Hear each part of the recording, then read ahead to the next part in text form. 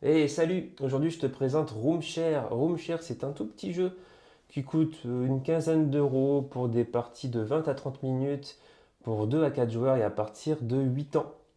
Dans Roomshare, tu vas incarner un agent immobilier. Pour ce faire, tu vas t'amuser à placer tous tes petits meeples dans les appartements qui sont symbolisés par des cartes.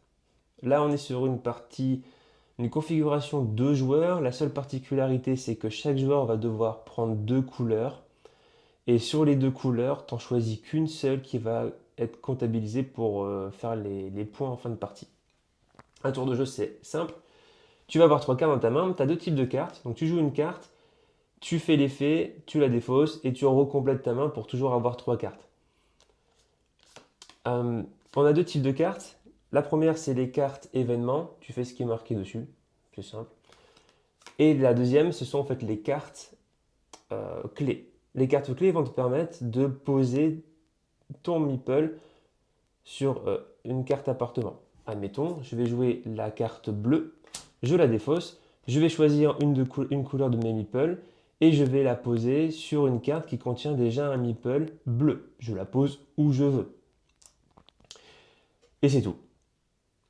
Donc au bout d'un moment, tu vas voir qu'on va avoir un appartement qui est plein.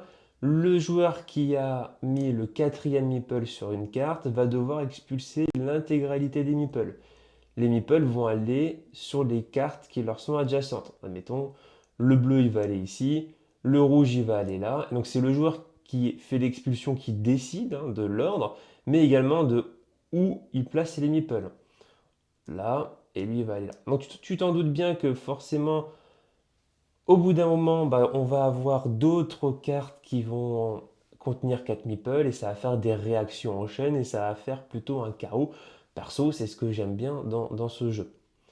Tu vas retrouver des cartes appartements un peu maudits qui te coûtera même plutôt moins 2 par meeple à la fin de la partie.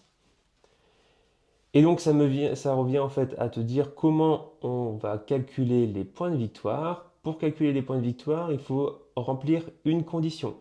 La condition, c'est d'avoir 3 meeples, ni plus ni moins, sur une carte appartement à la fin de la partie. À partir de là, chaque meeple qui se trouve dans la carte va récupérer le point inscrit sur la carte. Donc là, mettons, je vais tricher un petit peu. Ici, à la fin de la partie, eh ben, le jaune, il va avoir un point, le rouge, il va avoir un point.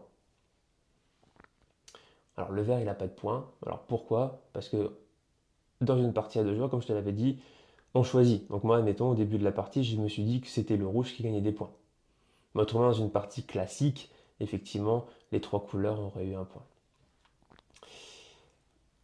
Petite chose assez importante quand même, il faut imaginer que ça fait une boucle. C'est-à-dire qu'à un moment donné, si tu vas mettre un meeple là et que tu vas expulser les autres meeples, donc le rouge il va aller ici, d'accord?